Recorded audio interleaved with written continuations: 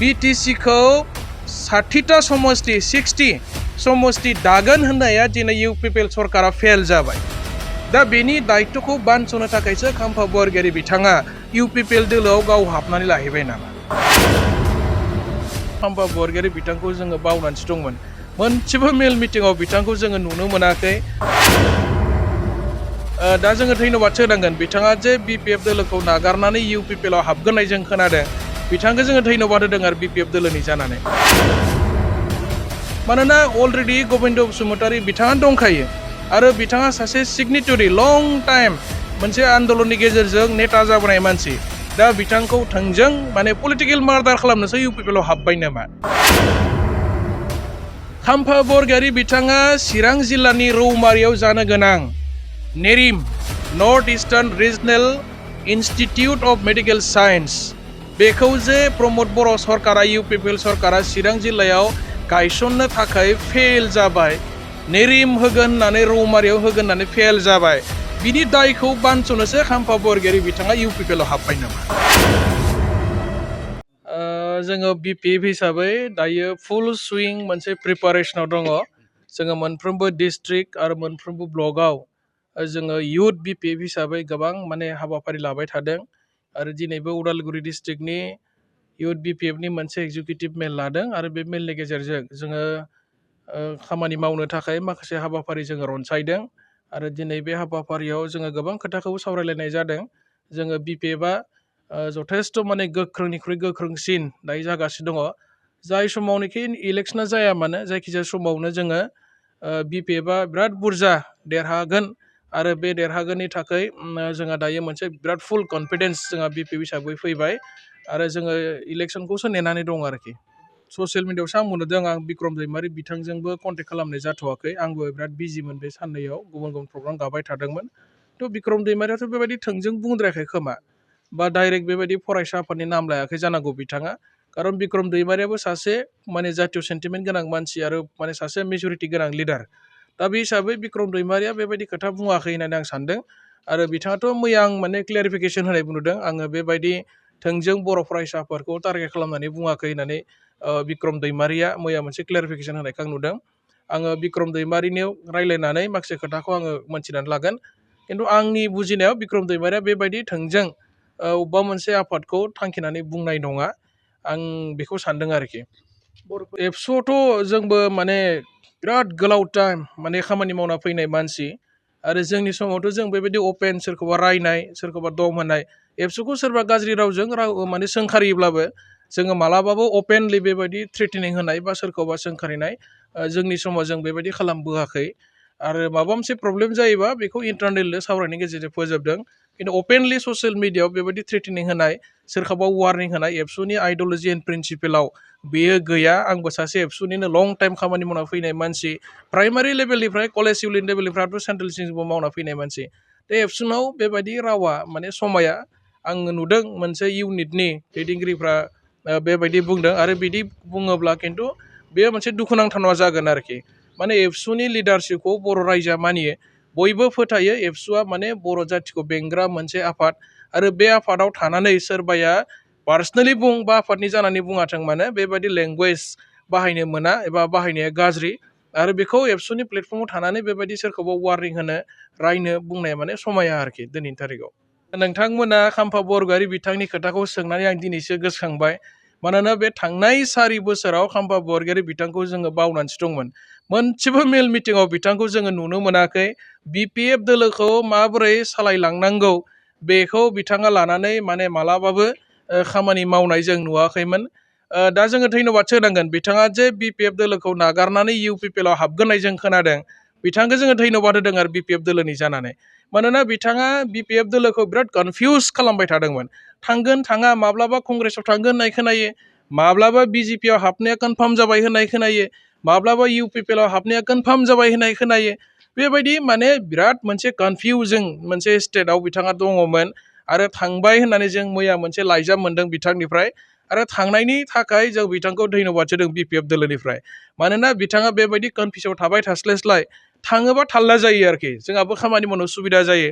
मोनसे खोथाखौ आङो साननानै आसुरित जादों जे आथिखालनि डिपुटि चिफ आरो बिटिआर रेकर्डनि सिगनेटरि भैरबकुंड समस्तिनि माने एमसिएलए बा डिपुटि चिफ बिथां गबिन्द बसुमतारीनि जायगायाव गावखौ माने फैबाय थानाय समनि डिपुटि चिफ प्रजेक्ट खालामनानै इउपिपिएल राजखान्थि दोलाव हाबदों होननाय जों खोनादों आरोखि खिन्थु थाखानाय डिपुटि चिफखौ बिथाङा रिप्लेस खालामनानै गावखौ सासे डिपुटि चिफ जागोन होननानै प्रजेक्ट खालामनानै हाबनाया बारा थिग जायासै नामा बिदि सानदों मानोना अलरेडि गबिन्द बसुमतारी बिथाङा दंखायो आरो बिथाङा सासे सिगनेटरि लं टाइम मोनसे आन्दोलननि गेजेरजों नेता जाबोनाय मानसि दा बिथांखौ थोंजों माने पलिटिकेल मार्डार खालामनोसो इउपिपिएलआव हाबबाय नामा आंनिफ्राय सोंथि जाखांदों आरो गोसोआव जे गबिन्द बसुमतारी सारनि पलिटिकेल केरियारखौ धंस खालामनो थाखाय बा रिप्लेस खालामनो थाखाय खाम्फा बरगयारी बिथाङा गावखौ डिपुटि चिफनि प्रजेक्ट खालामनानै इउपिपिएल राजखान्थि हान्जायाव हाबबाय नामा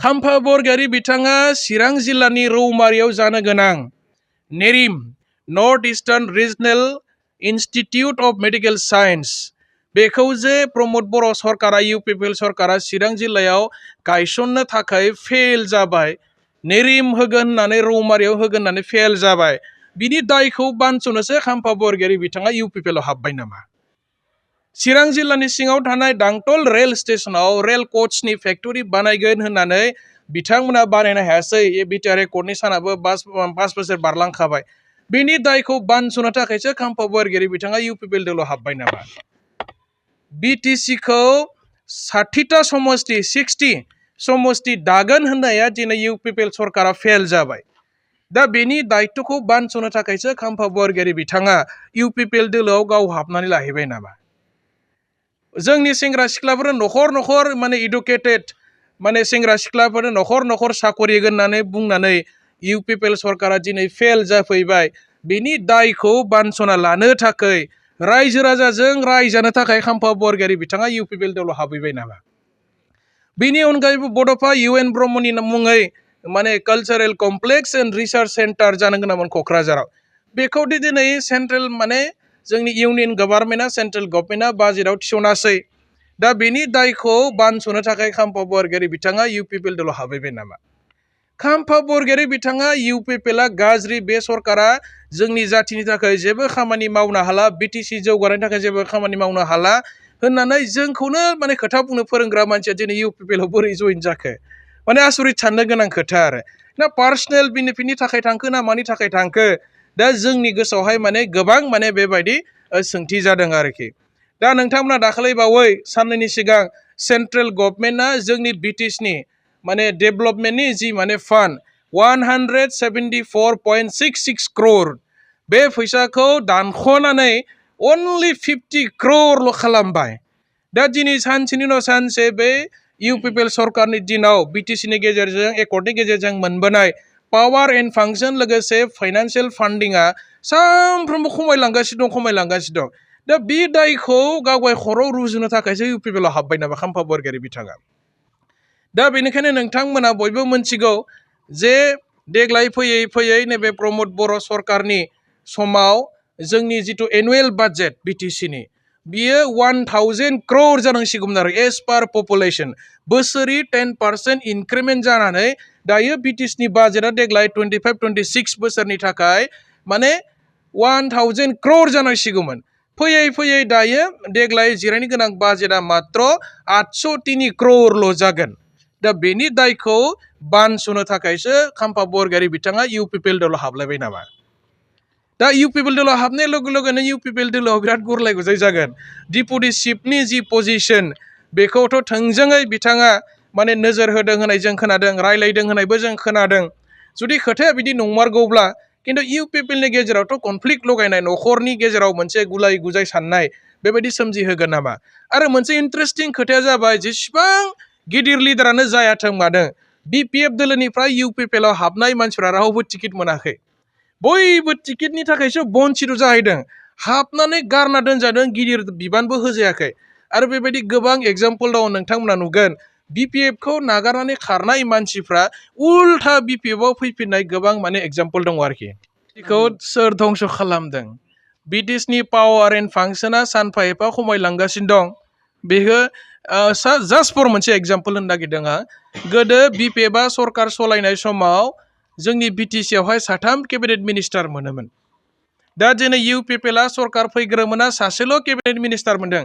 ओरैबायदि फिसा फिसा माने माइनर डिपार्टमेन्ट्स मोनदों। बियो माने धंस' खालामनाय जाखो ना बिटिसिनि पावारखौ बांहोनाय जाखो?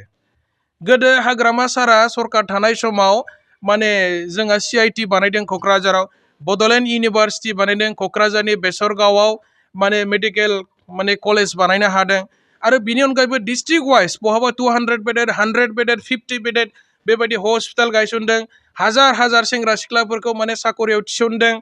माने बै समाव जोंनि EMफ्रा स्टेट लेभेलनि माने मिनिस्टारनि मोनसे रेंक दङमोन, माने मोनसे रेड लाइट दङमोन जोंहा। दा दिनै माने बेबो गैला दिनै।